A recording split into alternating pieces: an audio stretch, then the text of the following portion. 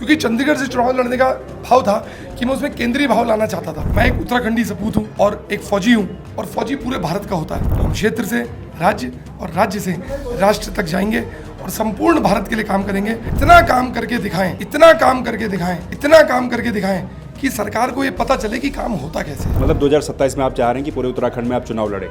हम 70 की 70 सीटों में, मैं क्षेत्रवाद, जातिवाद, धर्मवाद को नहीं मानता। हम फौजी हैं और कोई भी सामान्य नागरिक। केदारनाथ विधानसभा के इस उपचुनाव में आपने तमाम कैंडिडेट्स के इंटरव्यू मेरे साथ देखे, हर किसी कैंडिडेट के बारे में आपने जाना, लेकिन एक और कैंडिडेट हैं जिनको हम काफ़ी समय से ढूंढ भी रहे थे, आज संयोगवश हमें मिले हैं। आरपी सिंह जी हैं, एक्स असिस्टेंट कमांडेंट आप हैं और केदारनाथ विधानसभा में उपचुनाव लड़ रहे हैं। और इस उपचुनाव पर क्योंकि पूरे देश की नज़र है, नेशनल लेवल पर ये चुनाव लड़ा जा रहा है, और इस चुनाव में नज़र आरपी सिंह जी के ऊपर भी है, क्योंकि हर कोई ढूंढ रहा है कि भाई सरदार जी हैं, चुनाव लड़ रहे हैं केदारनाथ विधानसभा में। सबसे पहले तो सर ये बताइए, क्योंकि आप एक्स कमांडेंट है, एक डिसिप्लिनरी बैकग्राउंड से आप आते हैं, तो किस तरह का आप देख रहे हैं उत्तराखंड में रिस्पांस देख रहे हैं, फिर माहौल देख रहे हैं, क्योंकि उत्तराखंड के लोग बहुत सारे आर्मी में हैं, अपनी सेवाएं दे रहे हैं, उसको लेकर के भी क्या कुछ माहौल आपने अभी तक इस विधानसभा क्षेत्र में देखा?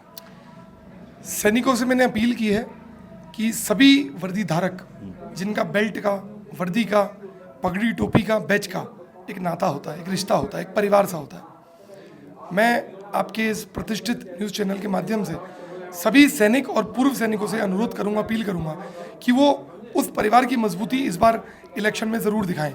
हाँ, जब मैं गांव में गया, मुझे जितने पूर्व सैनिक मिले, कुछ सैनिक जो ड्यूटी पर थे वो छुट्टी भी आए थे, उनसे बहुत प्रेम, बहुत प्यार, बहुत स्नेह मिला, और उन्होंने मेरा साहस और ज़्यादा बढ़ाया। क्योंकि मैं एक उत्तराखंडी सपूत हूँ और एक फौजी हूँ, और फौजी पूरे भारत का होता है। क्योंकि जैसा आपने कहा कि केदारनाथ के चुनाव न केवल केदारनाथ के हैं, इसमें पूरे राष्ट्र की नज़र है। इसीलिए हमने हमारे इलेक्शन मैनिफेस्टो में राष्ट्रीय मुद्दे भी लिखे हैं, राज्य के मुद्दे भी लिखे हैं और क्षेत्र के मुद्दे भी लिखे हैं। हम क्षेत्र से राज्य और राज्य से राष्ट्र तक जाएंगे और संपूर्ण भारत के लिए काम करेंगे। शुरुआत क्षेत्र की जनता से करेंगे। अच्छा, अभी हमें जैसे पता चला कि आप हल्द्वानी के रहने वाले हैं और चुनाव भी आप चंडीगढ़ में शायद लड़ चुके हैं, तो एक धरती पकड़ सिंह हुआ करते थे भारत देश में, जो लगभग 300 से ज़्यादा चुनाव लड़े थे। क्या इसी तरीके की स्ट्रेटजी है, या फिर आप देखना चाहते हैं कि वाकई में काम क्या हो रहा है, हमारी सरकारें क्या कर रही हैं, और केदारनाथ जैसी जगह पर जिसका नाम दुनिया भर में प्रसिद्ध है, या फिर इन मुद्दों को लेकर के आप सोचते हैं कि भाई कुछ परिवर्तन समाज में होना चाहिए, नए लोगों को आना चाहिए? देखिए, 2-3 बातें हैं। नंबर एक, जो बचे 2.5 साल हैं इस उपचुनाव के, इसमें मेरी और हमारी टीम की ये चाह है कि हम इतना काम करके दिखाएं, इतना काम करके दिखाएं, इतना काम करके दिखाएं कि सरकार को ये पता चले कि काम होता कैसे है। और ना केवल उत्तराखंड की सरकार, सभी राज्यों की सरकारें और केंद्र सरकार, जिसने मन में ठान लिया कि मैंने करना है, वो कर गुजरेगा। जब 2.5 साल में हम बहुत अच्छा कार्य करेंगे तो जनता को ये विश्वास होगा कि 2027 में वो हमें सारी 70 सीटों पे समर्थन देगी। तो ये हमारा बड़ा विज़न है और अगला विज़न है, और उसके बाद 2029 के लिए पूरे राष्ट्र का भी विज़न है। मतलब 2027 में आप चाह रहे हैं कि पूरे उत्तराखंड में आप चुनाव लड़े? हम 70 की 70 सीटों में निर्भीक, निडर, सक्षम लोगों को चुनाव लड़ाएं। जैसा आपने कहा, क्या नए लोगों की ज़रूरत है? हाँ, बिल्कुल है। क्योंकि जो लोग आज हैं या जो लोग पिछले 25 सालों में थे, यदि उन्होंने कार्य किया होता तो मेरे जैसे युवाओं को, मेरे जैसे फौजी को कार्यनीति में, राजनीति नहीं कहता, कार्यनीति में नहीं उतरना पड़ता। जहाँ तक आपने चंडीगढ़ की बात की और केदारनाथ की बात की, मैं हल्द्वानी का रहने वाला हूँ, डिस्ट्रिक्ट नैनीताल में मेरा घर है। लेकिन जैसा मैंने बताया, मैं क्षेत्रवाद, जातिवाद, धर्मवाद को नहीं मानता। हम फौजी हैं और कोई भी सामान्य नागरिक जो झंडे के लिए कार्य करता है, जो समय पे टैक्स पे करता है, जो सड़कों के नियम को मानता है, वो हर कार्य करता है जो नियमावली के अंतर्गत आते हैं, वो सच्चा सैनिक है। वो सैनिक इसलिए नहीं कि उसने वर्दी पहनी, वो अच्छे कार्य कर रहा है इसलिए वो सैनिक है। अब क्योंकि मैं एक सैनिक हूँ और अनुशासित होने की लोगों से मांग करता हूँ, गुहार करता हूँ, तो मैं ये बोलता हूँ, क्या फ़र्क पड़ता है कोई कहाँ रहे। कई बार पड़ोसी काम नहीं करता, थोड़ी दूर से बगल के मोहल्ले से आने वाला व्यक्ति कार्य कर जाता है। हमारे लिए इम्पोर्टेंट क्या है, कोई बगल में रहे वो, या वो जो काम कर दे, मदद में आए, समय ज़रूरत के समय काम लग जाए वो।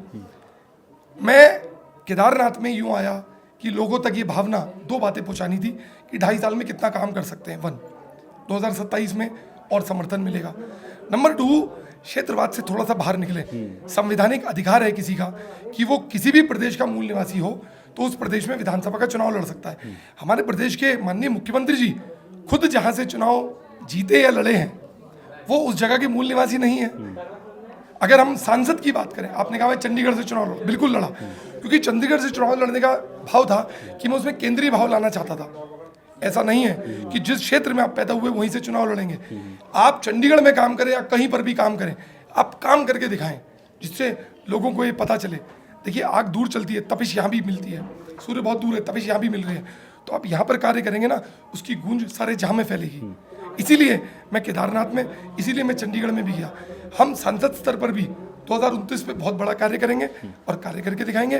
2027 में विधानसभा के रूप में उत्तराखंड में काम करेंगे और अभी बचे 2.5 साल में बहुत अच्छा कार्य करेंगे। अच्छा, एक और बात ये बता दीजिए, क्योंकि मैं भी पिछले 6-7 दिन से 1-2 हफ्ते से यहाँ विधानसभा क्षेत्र में घूम रहा हूँ। लगभग 3 से 4 होटल मैं भी चेंज कर चुका हूँ। एक आपकी जो प्रचार करने की स्ट्रेटजी है, हम जब भी सुबह उठते हैं तो हमारी गाड़ियों पर आपके पोस्टर जो हैं वो रखे रहते हैं। सुबह सुबह क्या टीम निकल जाती है और आप यहाँ पर आए तो आप लोगों को पहले से नहीं जानते होंगे, ये टीम किस तरह से जुड़ी, आपके साथ कार्यकर्ता किस तरह से जुड़े हैं और प्रचार फिर किस तरह से आगे बढ़ा? पहली बात करूंगा प्रेम की। प्रेम समय का मोहताज नहीं है। आप किसी व्यक्ति के साथ सालों से रहते हैं लेकिन उससे वो घनिष्ठता नहीं बनती। प्रेम करने के लिए, मिलाप करने के लिए दिल का खुला होना बहुत ज़रूरी है, दिल का साफ होना बहुत ज़रूरी है।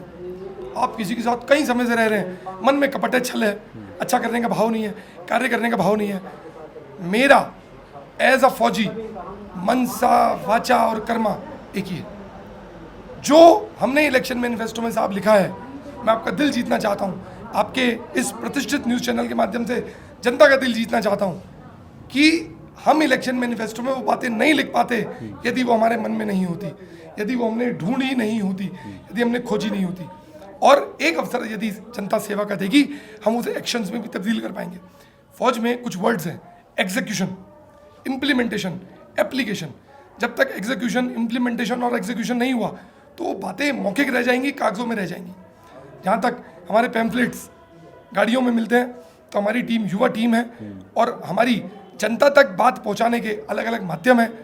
हमारी टीम सुबह 5 बजे उठ जाती है, जैसा कि मैं फौजी हूँ, दौड़ा भागा करके हम लोग तैयार हो जाते हैं और जनता तक जितना समय हम जनता के बीच बिता पाएँ उतना बिताते हैं।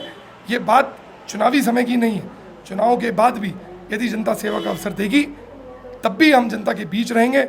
जब तक जनता से साहब मिलेंगे नहीं तो जनता के दुख सुख को जानेंगे नहीं, उनकी ज़रूरतों को नहीं समझ पाएंगे, रोड नहीं निकल सकते।